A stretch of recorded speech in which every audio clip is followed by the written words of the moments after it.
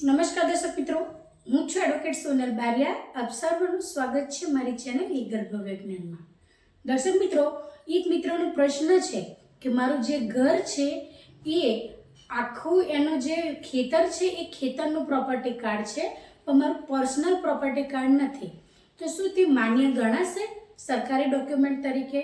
તો ચલો દર્શક મિત્રો, આજે આપણે આ પ્રશ્નના જવાબમાં સંપૂર્ણ જાણકારી મેળવીએ.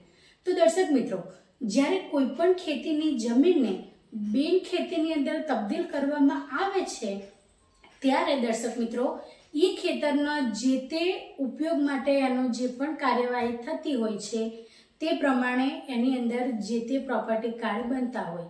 જો ખેતીની જમીનની અંદર તમે તેનું પ્લોટ વિભાજન કર્યું હોય અને પ્લોટ પાડીને જો તેને તમે વહેંચણી કરીને કોઈ પણ વ્યક્તિને જે તે વ્યક્તિ ખરીદવા ઈચ્છતા હોય એમને તમે ખરીદી તરીકે તમે વેચી શકો છો. તો એવા સંજોગો દરમિયાન દર્શક મિત્રો, જેટલા પણ એ પ્લોટની અંદર રહેણાંક વ્યક્તિઓ છે તેઓ એ જે પ્રક્રિયા છે પ્રક્રિયા દ્વારા પર્સનલી પ્રોપર્ટી કાર્ડ કઢાવી શકે છે. પરંતુ જો એની અંદર અમુક પ્લોટ વેચાવાના બાકી હોય અને અડધા પ્લોટની અંદર જે તે વ્યક્તિઓએ ખરીદી કરીને રહેવા માટે આવી ગયેલ હોય, તો આવા સંજોગો દરમિયાન દર્શક મિત્રો એ જે આખું ખેતર છે એ પ્રોપર્ટી છે એનું આખાનું પ્રોપર્ટી કાર્ડ હોય છે. તો આ જે પ્રોપર્ટી કાર્ડ છે એ દસ્તાવેજ તરીકે માન્ય ગણાય છે.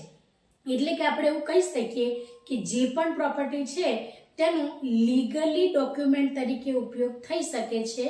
અને દર્શક મિત્રો, એ જે આખું ખેતર છે એની અંદર જે પણ તમારા જેટલા પણ લોકોએ પ્લોટ ખરીદીને અને એને જે પણ સોસાયટીનું નામ આપીને અને એની અંદર વિભાજન દ્વારા જે તે વ્યક્તિએ ઘર ખરીદેલ હોય એ વ્યક્તિનું પર્સનલી પણ એ ગણાઈ જાય.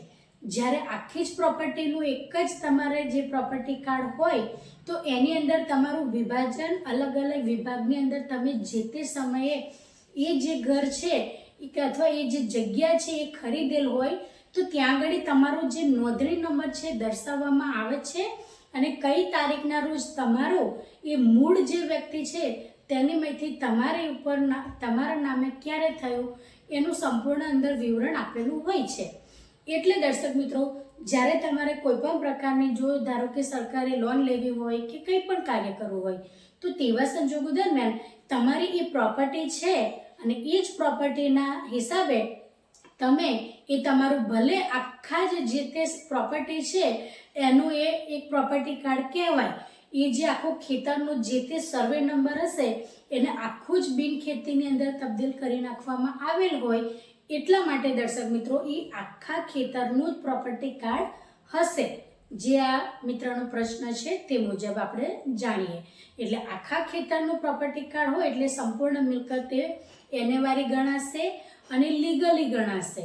તો પછી એનું જે પ્રોપર્ટી કાર્ડ છે એ સંપૂર્ણ મિલકતનું એક જ પ્રોપર્ટી કાર્ડ છે કે જેની અંદર જેટલા પ્લોટ્સ પાડવામાં આવ્યા હોય એ પ્લોટ્સ નંબર સાથે જે તે વ્યક્તિઓને તેની અંદર નામ જે તે સાલની અંદર ખરીદી દ્વારા ચડેલ હોય એમની પણ નોંધો અંદર દર્શાવવામાં આવી શકે છે.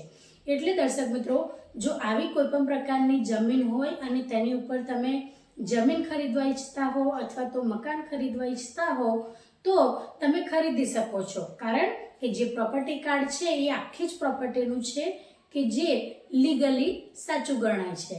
તો દર્શક મિત્રો, આજના માટે આટલું જ. જો વિડીયો સારો લાગ્યો હોય તો તેને લાઈક કરજો, શેર કરજો અને ચેનલને સબસ્ક્રાઈબ કરજો. જય હિન્દ, જય ભારત.